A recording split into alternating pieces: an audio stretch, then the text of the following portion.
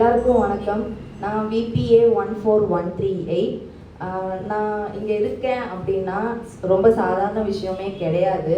ஒரு பெண்ணாக அதுவும் நான் இங்கே இருக்கேன் அப்படின்னா அது ரொம்பவே ஒரு பெரிய நான் கஷ்டத்தெல்லாம் தாண்டி தான் நான் இங்கே வந்திருப்பேன். பிகாஸ் என்னோட சொந்தக்காரங்களாக இருக்கட்டும், என் ஃபேமிலி மெம்பர்ஸாக இருக்கட்டும், யாருமே ஃபர்ஸ்ட் எனக்கு இது டக்குன்னு எனக்கு சப்போர்ட் பண்ணலை.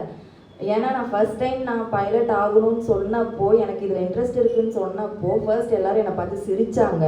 ஃபர்ஸ்ட் என்னை பார்த்து கேட்ட ஒரே கேள்வி, உன்னால் இதெல்லாம் முடியுமா, இதெல்லாம் நம்ம ஆசைப்படக்கூடாதுன்னு தான் ஃபர்ஸ்ட் என்கிட்ட சொன்னாங்க. அண்ட் நான் இது என்னோட ஆசை மட்டும் இல்லை, நான் சின்ன வயசுலேருந்தே எனக்குள்ளே இருக்கிற கனவுனே சொல்லலாம்.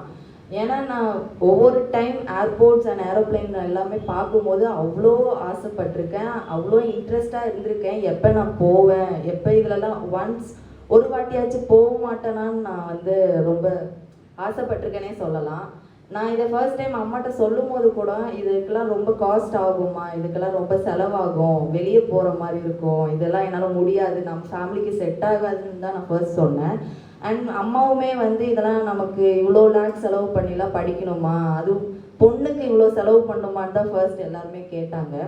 அண்ட் அம்மாவே எனக்கு ஒரு கட்டத்தில் நான் எல்லாத்தையுமே இல்லை, நான் எதுவுமே படிக்க போகிறதில்லன்னு நான் டிசைட் பண்ணுற ஒரு சுச்சுவேஷனே வந்துருச்சு.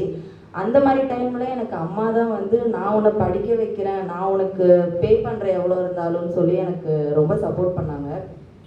ஆனால் பை லக் நான் இந்த அகாடமிக்குள்ளார வந்ததுக்கு அப்புறம் தான் எனக்கு சார் மூலயமா தெரிய வந்துச்சு, ஃபுல் அமௌண்ட் நம்ம பே பண்ணணும் அப்படின்றது கூட அவசியம் இல்லை. அமௌண்ட் இல்லைனாலும் எஜுகேஷன் லோன் மூலயமாவும் நான் பே பண்ணலான்னு ஒரு ஆப்பர்ச்சுனிட்டி கொடுத்தாங்க. அது எனக்கு ரொம்பவே ஹாப்பியாக இருந்துச்சு, ரொம்பவே சாட்டிஸ்ஃபைடாக இருந்துச்சு. பிகாஸ் அப்படி ஒன்று நான் எதிர்பார்க்கவே இல்லை. நான் பயந்துக்கிட்டே இருந்தேன், அமௌண்ட் பிரச்சனைனாலேயே நான் இந்த ஃபீல்டை விட்டுருவணும்னு நான் ரொம்ப பயந்துருக்கேன்.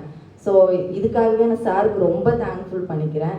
அண்ட் நான் ஆன்லைன் கிளாஸஸ்ன்னு சொல்லும் போது கூட பயந்தேன். பிகாஸ் நான் ஆன்லைன் கிளாஸஸ் ஆல்ரெடி பாஸ்டில் பண்ணதுலலாம் நான் அவ்வளோவா என்னோட கவனமே கொடுத்ததில்லை. பட் இந்த கிளாஸஸ்க்குமே நான் அப்படி தான் நினச்சேன். ஆன்லைன் கிளாஸஸ்னும் போது நம்ம அவ்வளோவா கவனிக்க போகிறதில்லன்னு தான் நினச்சேன். பட் சாரோடைய டீச்சிங் எனக்கு ரொம்ப ரொம்ப சாட்டிஸ்ஃபைடாகவும் கம்ஃபர்டபுளாகவும் இருந்துச்சு. ஏன்னா சார் அவ்வளோ புரிகிற மாதிரி எனக்கு பொறுமையாக நடத்தினார்.